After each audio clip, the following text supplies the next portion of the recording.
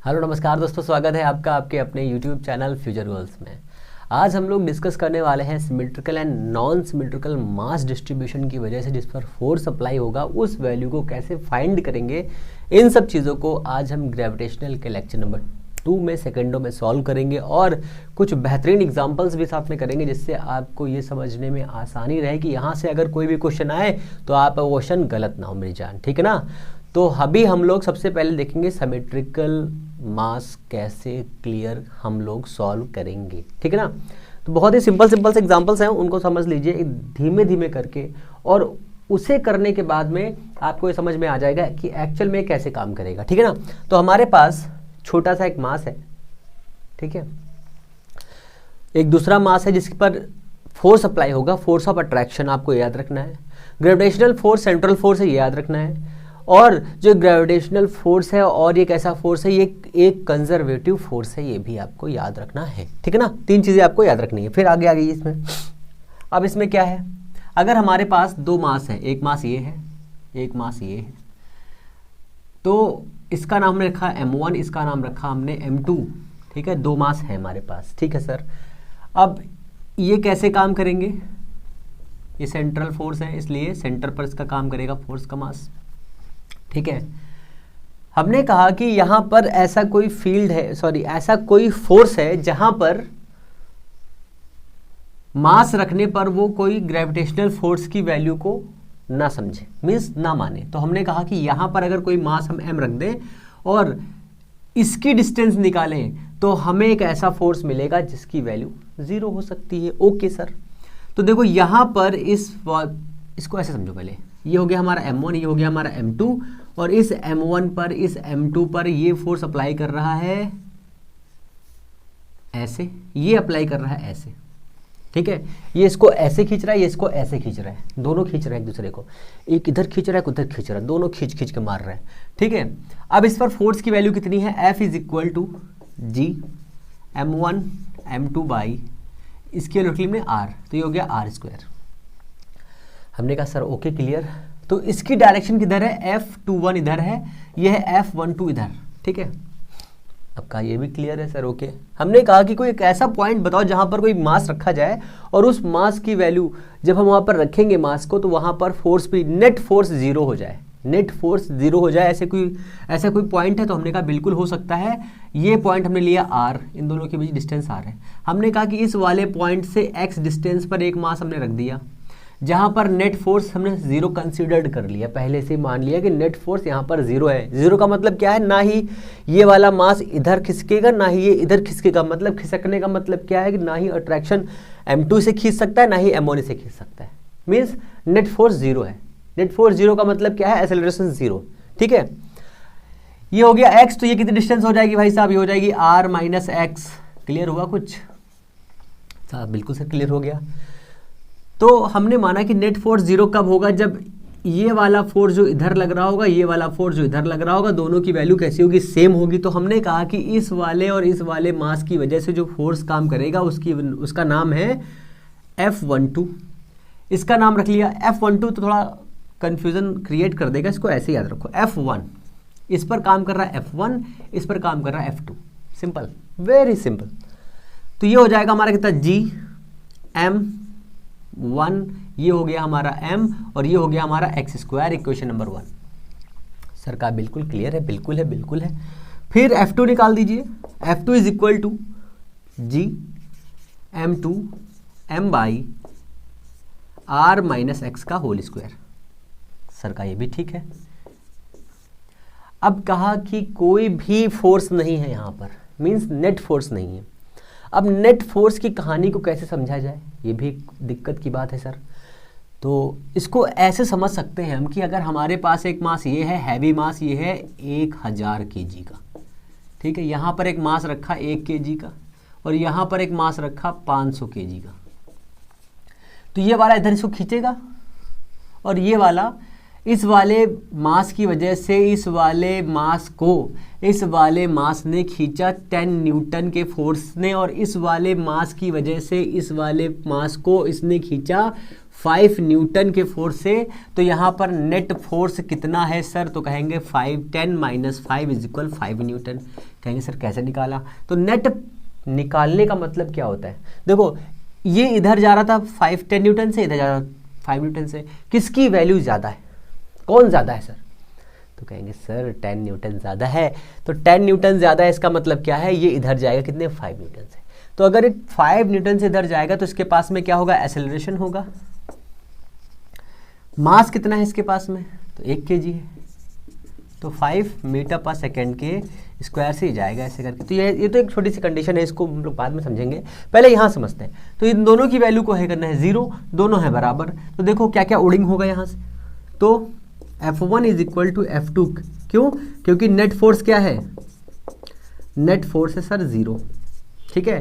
तो यहाँ से आएगा G M1 M बाई कितना है? x square is equal to G M2 M by R minus x का होल स्क्वायर। कुछ कटिंग हो रहा है, ये खत्म, ये खत्म, ये खत्म, ये खत्म, कितना बचा? कहेंगे सर अभी तो बहुत कुछ बच गया। कहेंगे क्या बच गया सर मेरे लाल? तो यहाँ से बचेगा बहुत कुछ। क्या बचता है देखते हैं, फालतू चीज़ें हटाने पर। तो ये हमने हटाया फालतू चीज़ें। अब यहाँ से क्या बच रहा है देखो, पहले यहाँ से बच रहा है हमारा M1 मास 1 और यहाँ बच रहा मास 2 मास 2, ठीक है ना, दोनों मास हो गए। अब देखो ये x, तो ये हो गया एक्स स्क्वायर बाई ये वाला कौन सा है? R माइनस एक्स का होल स्क्वायर। तो ये वाली कंडीशन उठा के यहाँ लेके आते हैं, M1 by M2 is equal to x square by R minus x का होल स्क्वायर। ये स्क्वायर कैंसिल कर दो, रूट में जाएगा, ठीक है। यहाँ प्लस माइनस भी आ जाएगा बट।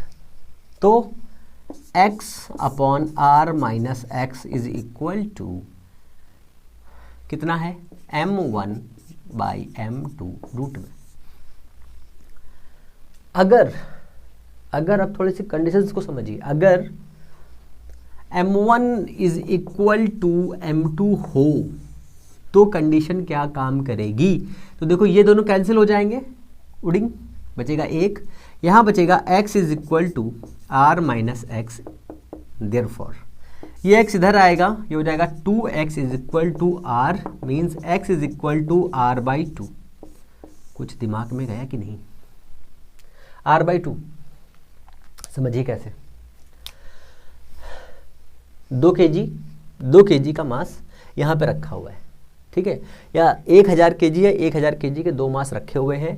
उसके बीच में एक ऐसा कौन सा मास रखा जाए जिससे क्या हो, यहाँ पर नेट फोर्स 0 हो जाए। यही काम हम लोग फील्ड में भी करेंगे। अभी जब हम लोग फील्ड पढ़ेंगे तो ग्रेविटेशनल फील्ड में भी यही काम करेंगे, ठीक है, और इलेक्ट्रिकल फील्ड में भी यही काम करेंगे। तो सारे फील्ड का काम यही करना है, इसलिए हम थोड़ा इसको बहुत ही आसानी से समझदारी के साथ में सीखेंगे इसको, ठीक है ना।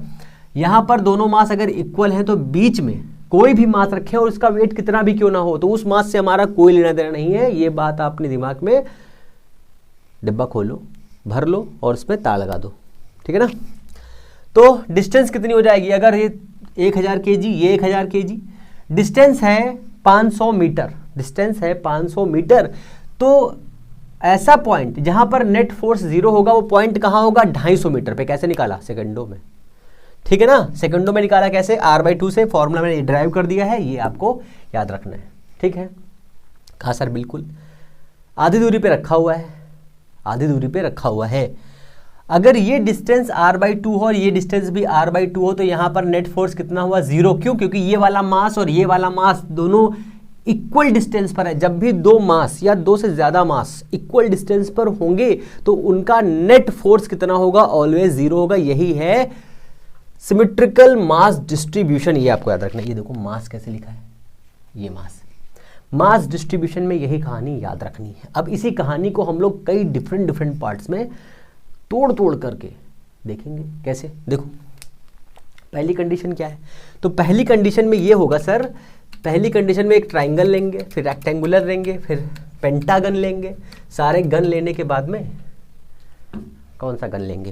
फिर कोई गन नहीं लेंगे, सारी गन्स तो खत्म हो जाएंगी। समझ में आया कुछ? कहेंगे जी सर समझ में तो आया है पर हमरे को कुछ मिलो ना है। इस समय तो गाना भी बढ़िया चल रहा है, टिप टिप वाला, टिप टिप बरसा पानी, यहाँ तो पानी का अकाल ही लगा हुआ है। ओके, तो सिमेट्रिकल चीज़ों को देखना है हमें सबसे पहले। तो अगर हम सिमेट्रिकल चीज़ों को देखें तो सबसे पहला सिमेट्रिकल हमने 2 मास के लिए लिया, ठीक है। कहेंगे सर 3 मास के लिए लीजिए तो मजा आए, थोड़ा सा अच्छा लगे हम लोग को। ठीक है भैया, ले लेते हैं 3 मास के लिए। तो भैया 3 मास के लिए चलते हैं। तो हमारे पास एक मास है, ये पहला मास, दूसरा मास, तीसरा मास, 3 मास है और इनको हमने मिला दिया ऐसे करके, ठीक है। तीनों मास को मिलाने के बाद में हमने देखा क्या, हमने क्या देखा, हमने कुछ नहीं देखा। इनकी डिस्टेंस है 60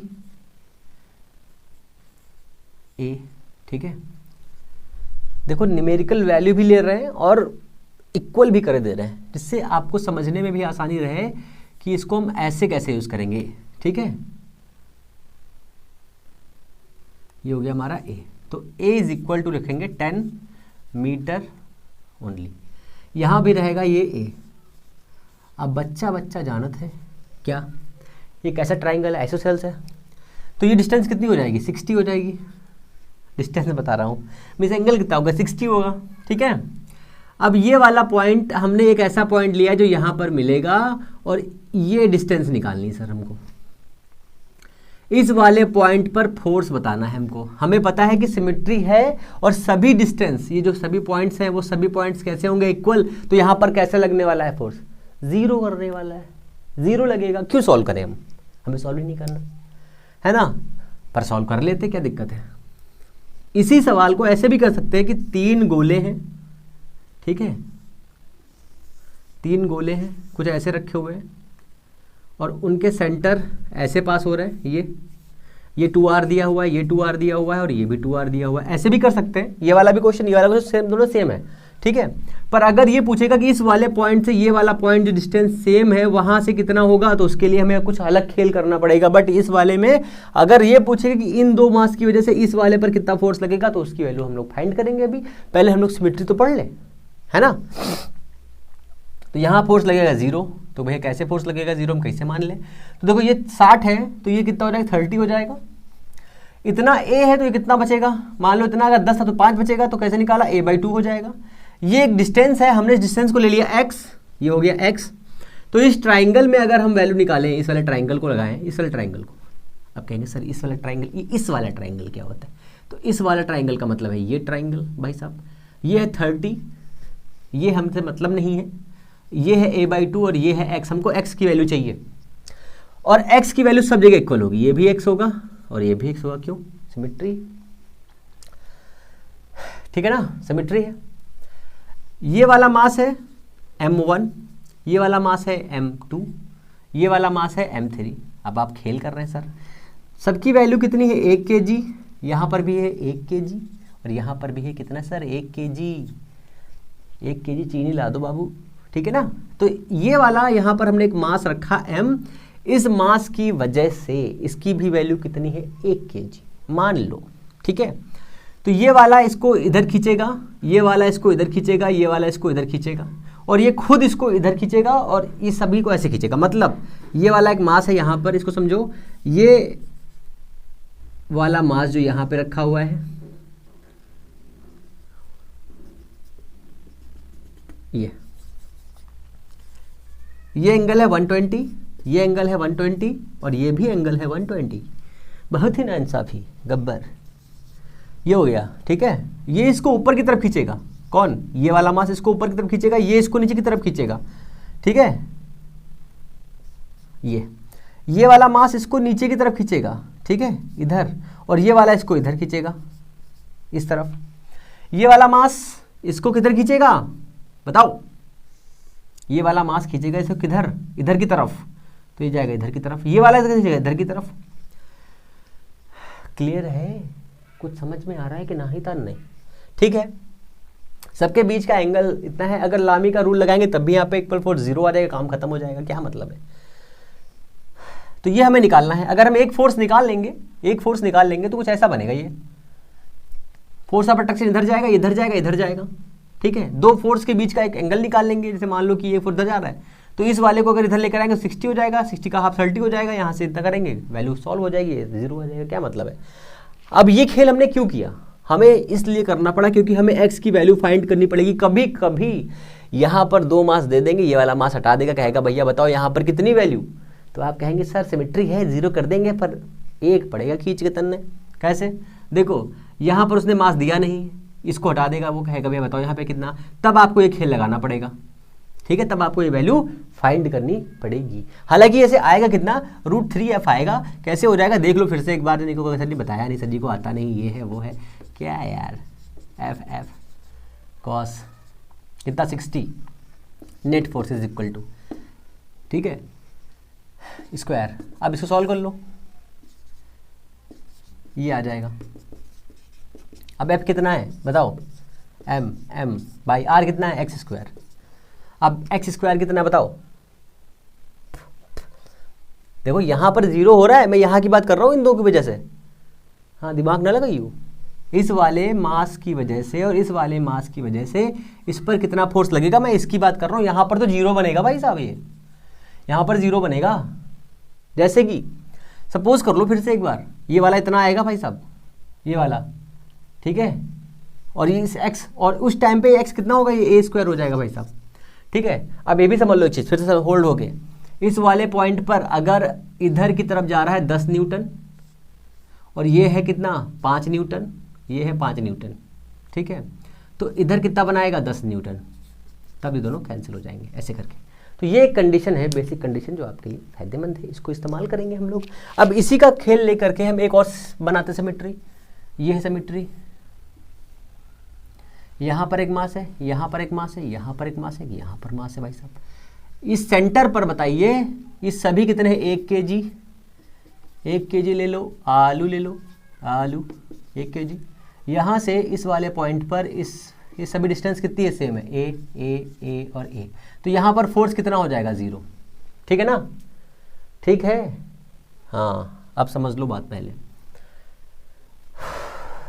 क्लियर, ठीक है। अब इसके आगे चलते हैं, इसके आगे क्या करना है हमको, इसके आगे हमको दूसरा खेल खेलना है। वो खेल क्या है, अब हमें लेनी है नॉन सिमेट्रिकल सर्फेसेस। अब नॉन सिमेट्रिकल सरफेस कैसी होंगी, जैसे हमारे पास कभी आएगा, क्या आएगा, हमारे पास कभी आ जाएगा क्या, एक हेमीस्फीयर आ गया, या मान लो हमारे पास कोई और शेप आ गई, जैसे एक ट्राइंगल आ गया, ठीक है, एक रॉड आ गई। उस सिचुएशन पर हमें क्या यूज़ करना पड़ेगा, हमें लगाना पड़ेगा कंटिन्यूअस मास डिस्ट्रीब्यूशन। उस चीज़ के लिए हमें क्या करना है, ये हमें समझना है बस, ठीक है ना, वही हमें देखना पड़ेगा, नहीं तो हो जाएगी प्रॉब्लम। कैसे प्रॉब्लम हो जाएगी सर, तो उस प्रॉब्लम को समझने के लिए हम देखते हैं कुछ बेसिक से एग्जाम्पल जो आपके लिए है इम्पॉर्टेंट। जो एग्जाम्पल्स कहाँ लेके जाएंगे, आपको लेके जाएंगे 3D दुनिया में, 3D दुनिया में लेके जाएंगे, ठीक है, ओके।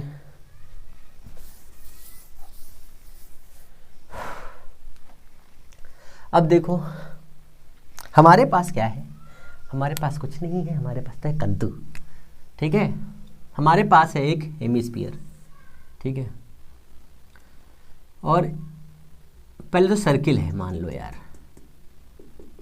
ये एक सर्किल है, एक रिंग है भाई साहब, भाई साहब एक रिंग है, इस रिंग के पास में यह एक मास रखा है m और इस टोटल का मास है कैपिटल M। अब बताइए इस वाले पर फोर्स कितना भाई साहब, फोर्स,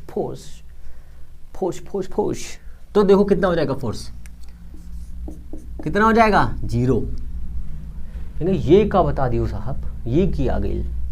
तो देखो अगर इन सारे मास को, छोटा छोटा मास तोड़ दें हम सारे मास को, तो सभी सिमेट्री होगी। जैसे मान लो ये वाला मास यहाँ पर इधर फोर्स लगाएगा और ये वाली सिमेट्री की वजह से यहाँ पर फोर्स ऐसे लगाएगा, तो सभी मास का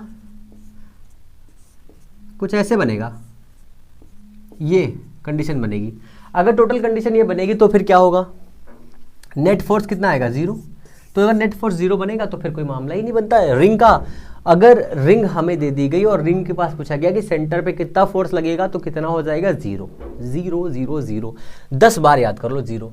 बट यही कंडीशन अगर हम इस पर अप्लाई करें, किस पर, रिंग के आधे भाग पर भैया, तब क्या होगा, ये इसका सेंटर है। पहले तो बहुत ही ध्यान से समझिए, बहुत ही ध्यान से, ये इसका सेंटर है और इसके ऊपर m मास है, ठीक है, इस पर m मास डिस्ट्रीब्यूटेड है,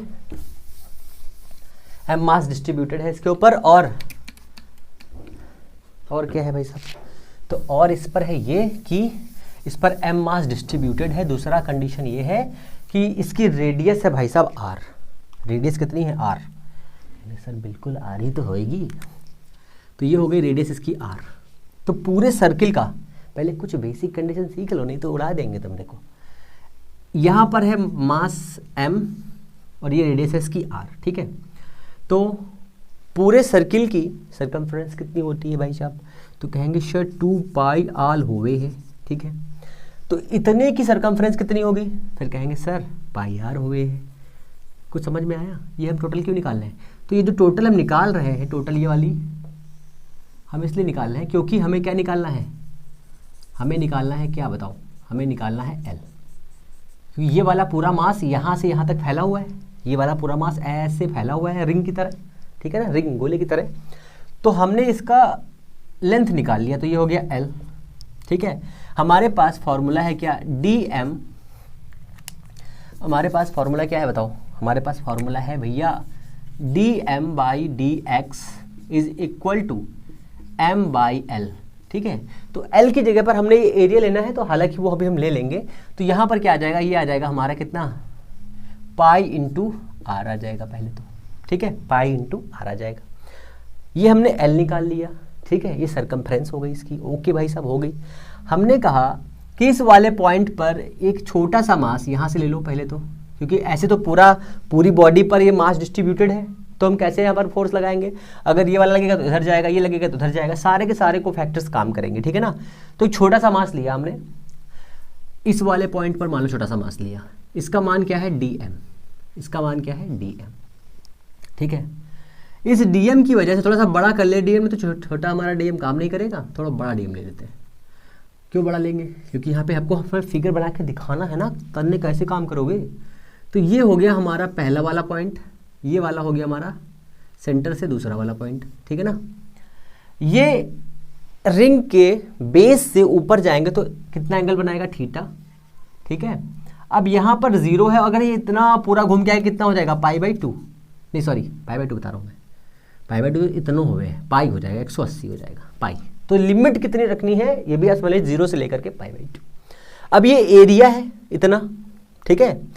इस एरिया के लिए जब मास डिस्ट्रीब्यूशन हम करेंगे तो हमें एरिया लेना पड़ेगा। हमने यहाँ पे क्या लिया था, L, तो यहाँ पर क्या हो जाएगा dA, ठीक है, dm/dx लिया था ना हमने, तो उसकी जगह पर हमें कुछ मान चेंज करना पड़ेगा। तो इसकी जगह पर देखो ये क्या था, एक लेंथ के लिए था। अब यहाँ पर थोड़ा सा खेल हमें समझना पड़ेगा फिर से। ये हमारा क्या हो जाएगा, d थीटा भाई साहब हो जाएगा, कहेंगे सर बिल्कुल थीटा हो जाएगा, इसको हटाओ यहाँ से।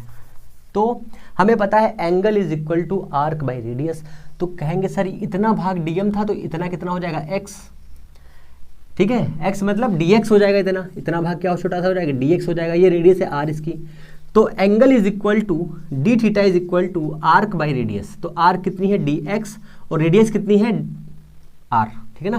तो यहाँ से ds कितना आ गया हमारा, dx आ गया हमारा डी थीटा इंटू r आ गया, बिल्कुल आ जाएगा, कोई दिक्कत की बात ही नहीं, r आ गया, ठीक है।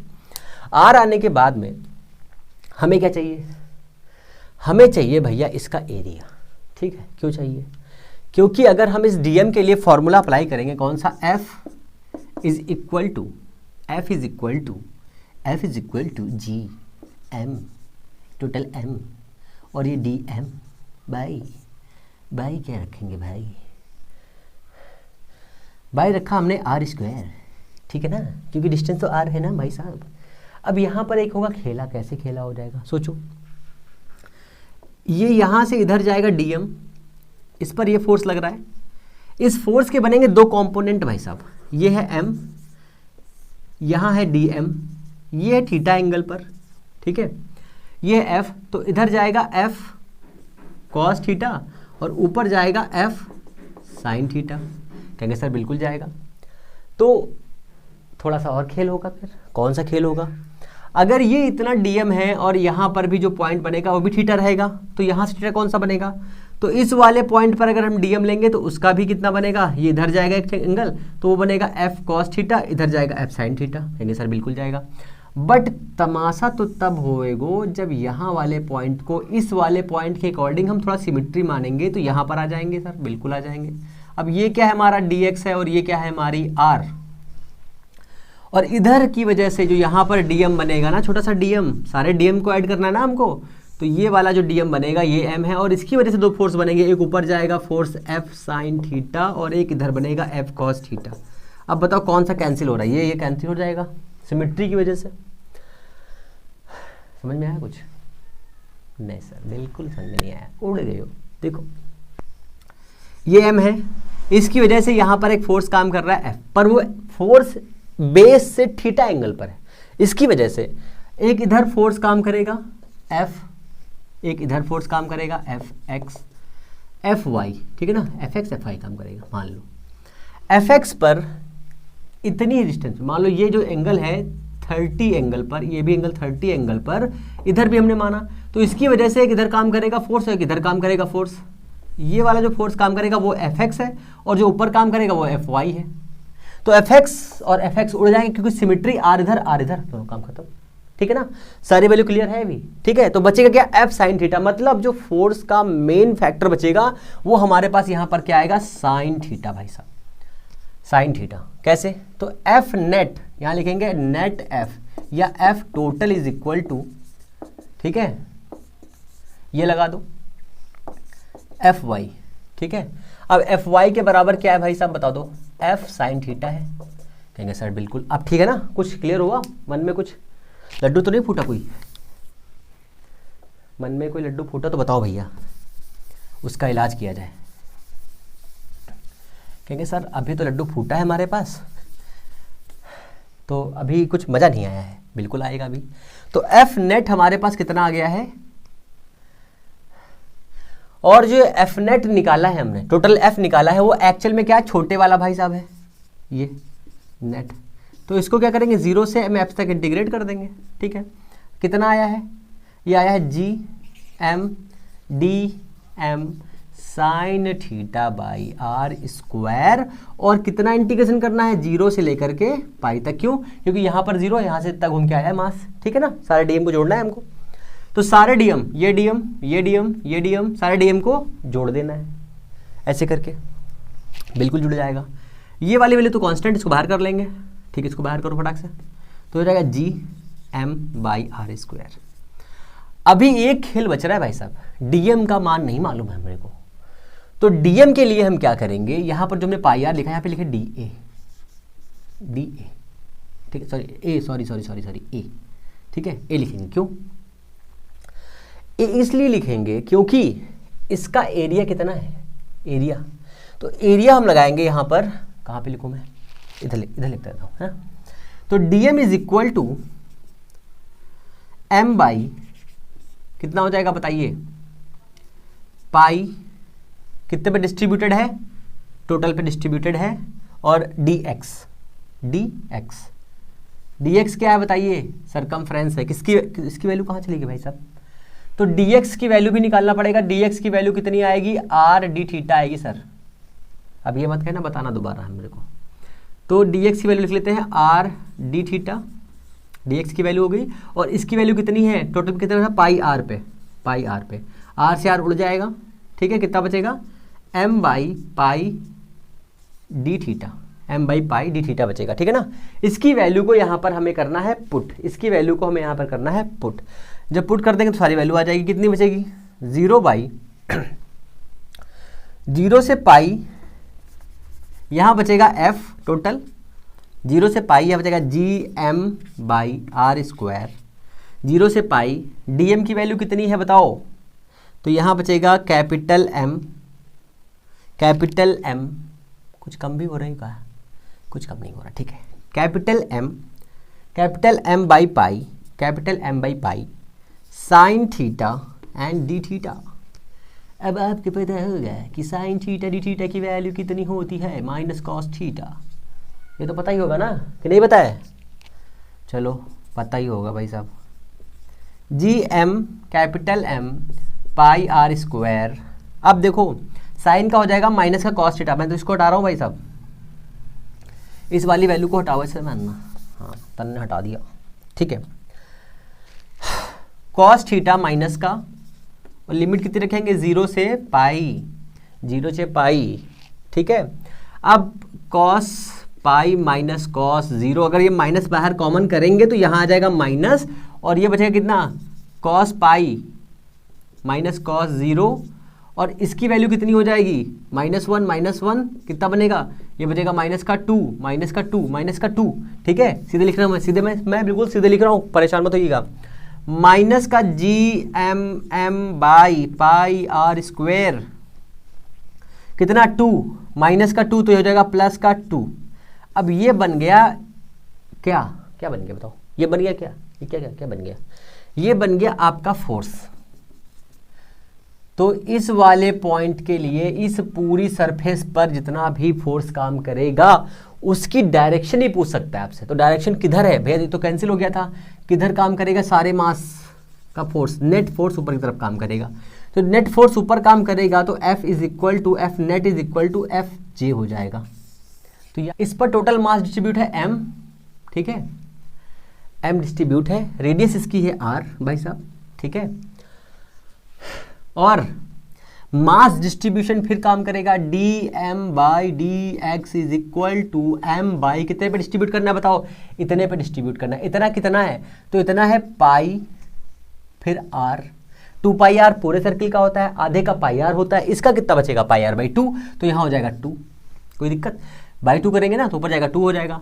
तो dm is equal to 2m pi r, और यहाँ आ जाएगा dx। अभी dx की वैल्यू निकालनी है, dx की वैल्यू भी निकालेंगे, डर जाएंगे नहीं तो आप, है ना।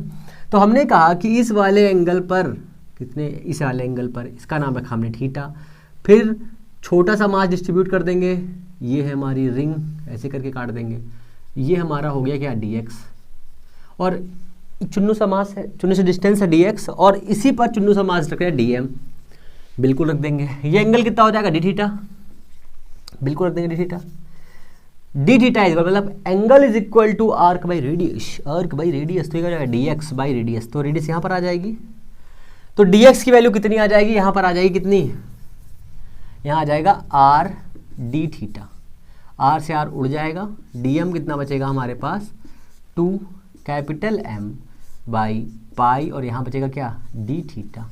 हमारे पास dm अवेलेबल हो चुका है, और यहाँ पर रखा है पॉइंट मास m, और यहाँ पर है कॉन्टिन्यूअस मास कैपिटल M। बस अब सारा खेल खत्म हो गया। अभी एक खेल और बचा है, कौन सा खेल बचा है, यहाँ पर फोर्स है, यहाँ पर फोर्स है, एंगल थीटा पर काम कर रहा है, तो इस डायरेक्शन में देखो, यहाँ पर समझ लो इसको फिर से एक बार, यहाँ पर एक फोर्स है dm मास है, और यहाँ पर एक मास है m, इस पर फोर्स मान लो इधर काम कर रहा है, मान लो, ठीक है। तो इसके एक फैक्टर इधर काम करेगा, एक फैक्टर इधर काम करेगा, कहेंगे सर बिल्कुल काम करेगा। अब यहाँ पर एक चीज़ ये समझने वाली है कि इस डायरेक्शन में थीटा दिया है, तो यहाँ हो जाएगा f cos थीटा, इधर हो जाएगा f sin थीटा। पर भैया ये तो इतनी है, इधर तो कुछ है ही नहीं, तो कुछ तो कैंसिल होगा नहीं, दोनों मतलब फैक्टर निकालने पड़ेंगे। ओ माय गॉड, बहुत ही ना इंसाफी सर, दोनों फैक्टर निकालने पड़ेंगे हमको, अब बहुत दिक्कत हो जाएगी फिर तो। ओ सेट, पर कंफ्यूज होने की क्या बात है इसमें बताओ, कंफ्यूज होने की बात ही नहीं है। देखो दोनों तरफ का मास दिया हुआ है, ये इतना है भैया, तो ठीक है हम f cos थीटा भी निकालेंगे, f sin थीटा भी निकालेंगे। कितने से कितने तक निकालना है बताओ, यहाँ से उड़े हैं 0 से लेकर के कितने तक, पाई बाई 2 तक, लिमिट इतनी हो गई। तो लिमिट कितनी है, लिमिट है कितनी 0 से पाई बाई 2, सब एक लाइन से लिख लो। फिर f cos थीटा कितना हो जाएगा, तो हमारे पास फोर्स कितना हो जाएगा, तो सर फोर्स हो जाएगा f, ये f कौन सा है, तो ये f cos वाला हो जाएगा, तो इसको लिखेंगे fx, ठीक है, dfx 0 से f तक, x तक, ठीक है ना, इज इक्वल टू fx क्यों लिख रहे हैं, f लिखते हैं, f cos थीटा, ठीक है सर। f कितना है, तो f मेरे लाल इतना है, g capital M small d, sorry small d लिखना है, कैपिटल M लिख दे रहा हूँ मैं, तो dm बाई r स्क्वेयर, ठीक है। अब dm को उठा के वहाँ डाल दो, gm by r square, dm कितना है 2 by 2m, 2m by pi, 2m by pi, और d theta, D theta 2m पाई डी थीटा, ठीक है ना, ओके, इतना हो गया ना। अब कहेंगे सर डी थीटा यहाँ पे कैसे आ गए हो, हाँ ठीक तो है, ओके ओके ओके, इतना हो गया भाई सब, ठीक है। अब ये हमारा टोटल f है, ठीक है। अब इसके कोई फैक्टर नहीं बनाया हमने, अब इसके दो फैक्टर बनेंगे, एक बनेगा f cos थीटा, एक बनेगा f sin थीटा। तो f cos थीटा पहले निकालते हैं, तो लिमिट कितनी रखनी, 0 से π/2 लिमिट रखनी है, g capital M small m by pi R square कर देना है, पाई आर स्क्वायर बाहर कर देना है, यहाँ पर 2 भी है, वैसे 2 भी यहाँ पे कर देना है। कितना बचा है अभी, ये हम क्या निकाल रहे हैं, f cos थीटा निकाल रहे हैं, तो ये वाली वैल्यू ये है, तो ये हो जाएगा हमारा कितना, cos theta and D theta limit 0 से π/2। तो यहाँ पर जो वैल्यू आएगी कितनी आ जाएगी, 2gmm by pi R square, और cos थीटा का इंटीग्रेशन होता है साइन थीटा, होता है क्या, साइन थीटा, तो ये हो जाएगा साइन थीटा और 0 से π/2। Upper limit lower limit, upper limit रखेंगे तो वैल्यू सेम आ जाएगी, ठीक है ना, अपर लिमिट रखेंगे तो वैल्यू सेम आ जाएगी, यहाँ पे कितनी आ जाएगी, तो सर कहेंगे कॉस का होता है साइन थीटा, तो ये हो जाएगा कितना, sine 2gmm by pi R square, ये हो जाएगा f cos theta means fx, ये आ गया हमारा, ये हमारा आ गया fx, ठीक है ना, fx आ गया। अब हमें क्या निकालना है, fy निकाल दो हम फटाफट, इसको हटा देते हैं ना, इसकी जरूरत नहीं है, fy भी निकाल लेते, फिर इसका काम खत्म करते हैं। अभी डायरेक्शन पूछूंगा तो हवा टाइट हो जाएगी सबकी, हाँ ज़्यादा बनो मत सब लोग, ओके, इतना हो गया ना। अब f sin थीटा पे आ जाओ, f sin थीटा किधर हो जाएगा, f sin थीटा, तो सेम वही वैल्यू है, तो कोई इतना कॉमन कर लेंगे, कितना 2gmm by pi R square 0 से π/2, और यहाँ क्या हो जाएगा साइन थीटा और डी थीटा, ठीक है ना, सेम टू इतना ही है। अब इसकी लिमिट करें तो कॉस हो जाएगा माइनस का, तो माइनस का 2gmm by pi R square, और इंटू ये हो जाएगा minus cos theta upper limit minus lower limit, ये हो जाएगा, कितनी वैल्यू आएगी इसकी, तो देखो cos 90 माइनस cos 0, ठीक है, ये तो 0 हो जाएगा, कुट्टुम हो जाएगा, ये बचेगा माइनस का 1, और माइनस माइनस हो जाएगा प्लस, तो कितना आएगा भैया fy कितना आ जाएगा, fy आ जाएगा 2gmm by pi R square, ये हो गया हमारा fy आ गया, ठीक है, fy आ गया, ओके। अब क्या करना है, अब आप चाहो तो इन दोनों का क्या निकाल सकते हो, रिजल्टेंट निकाल सकते हो, f is equal to fx plus fy का स्क्वायर रूट में, देखो ये वाली वैल्यू भी सेम है, ये वाली वैल्यू भी सेम है ना, तो कितना आ जाएगा, जब सेम है तो भाई बात ही खत्म है, और जब सेम है तो इसको कहाँ पे लिखे हम लोग, इसको लिखते हैं हम लोग इसके बीच में, यहाँ पे लिखता हूँ, इसको हटाओ,